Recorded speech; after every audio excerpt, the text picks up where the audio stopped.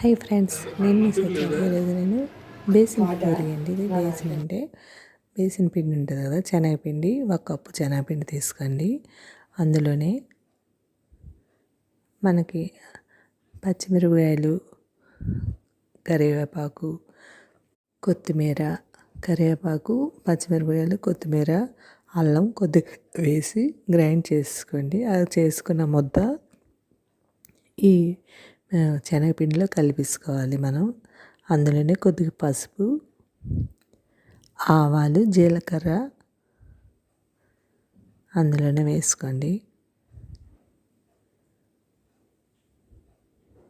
ఇలా వేసుకొని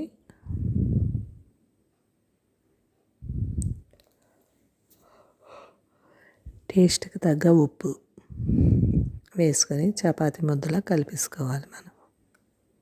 చూసారు, ఇలా కలుపుకొని మనకి ఎంత సైజు కావాలో అంత సైజు బౌల్స్లో చేసుకొని పక్కన పెట్టుకోండి. అదే కప్పుతో గోధుమ పిండి వేసుకొని అందులో 2 స్పూన్లు, ఆ కప్పు గోధుమ పిండి అందులోనే 2 స్పూన్లు బియ్యం పిండి వేసుకొని బాగా కలిపేసుకొని కొద్దిగా సాల్ట్, అదే పూరికి మనం ఎలా కలుపుకుంటాం, కొద్దిగా ఉప్పు, నూనె వేసుకొని అందులోనే కొద్దిగా కాలాజీర వేసుకోండి. వేసుకొని బాగా కలిపేసుకోవాలి. కలుపుకొని ఇందులో కొద్దిగా నీళ్ళు వేసుకొని మనం కలుపుకోండి. చపాతీ ముద్దలా పూరి ముద్దలా కలిపేసుకోండి. చూసారా, ఇలా కలిపేసుకొని మనం ఏ క్వాలిటీతో బేసిన్ పిండి తీసుకున్నామో అదే క్వాలిటీతోటి మనం ఇది గోధుమ పిండి కూడా తీసుకున్నాం కదా, అందుకే కరెక్ట్గా అవన్నీ వచ్చాయి. ఇవి కరెక్ట్గా కొలతకు సరిపోతాయండి. ఇలాగ మనం స్టఫింగ్కి లోపల పూరీలా చేసుకొని అందులో మనం ఈ బేసిన్ ముద్ద పెట్టుకోవాలి. అందులోని శనగపిండి ముద్ద అందులో పెట్టుకొని ఇలా ఉండలా చుట్టేసుకోవాలండి. పూరికి చేసుకొని చూసారా, ఇలా లోపల స్టఫింగ్ పెట్టేసుకొని ఇలా ఉండలా పెట్టేసుకొని అన్నీ పూరీలా చేసుకోవాలి మనం. అన్నీ ఒకసారి చేసుకొని నేను ఒక దగ్గర పెట్టేసుకున్నాను. ఇలా ఒకసారి చేసుకొని పక్కన పెట్టుకున్నాం అనుకోండి, బేగా అయిపోతుంది. పూరీలన్నీ చేసుకొని ఒక ప్లేట్లో వేసుకొని ఉంచేసుకున్నాం అనుకోండి, చకచక వేయించేసి పెట్టవచ్చు పిల్లలకి, ఎవరికైతే వాళ్ళకి. ఇలా పూరీలా ఒత్తుకొని కొద్దిగా పిండి వేసుకొని ఇలా ఒత్తుకోవాలండి. ఇలా ఒత్తుకొని నూనె మరిగిన దాంట్లో మనం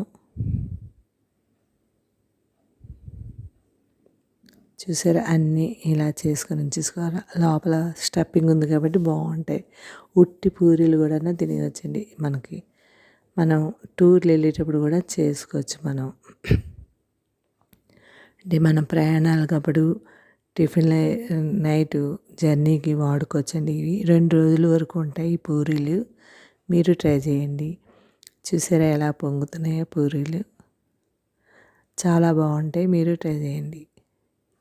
బేసిన్ పూరి ఇలా వేయించేసుకొని అన్నీ ఒకసారి వేయించేసుకొని పూరి కూర చేసుకుంటారు కదా, మీకు పూరి కూర అయితే పూరి కూర, లేకపోతే మసాలా కూర అయినా చేసుకోవచ్చు. నేనైతే పూరి కూర చేసుకున్నాను. అదేనండి, బంగాళదుంప ఉల్లిపాయతో కూరలా చేసుకుంటాం కదా, అలా చేసుకొని ఇలా సర్వ్ చేసుకున్నాను. చూసారా, ఎంత పొంగు కూడా పోలేదండి, అలాగే ఉన్నాయి పూరీలు. చాలా బాగుంటాయి టేస్ట్. మీరు ట్రై చేయండి. Thank you. సబ్స్క్రైబ్ చేయండి, లైక్ కొట్టండి, కామెంట్ పెట్టండి. బాయ్.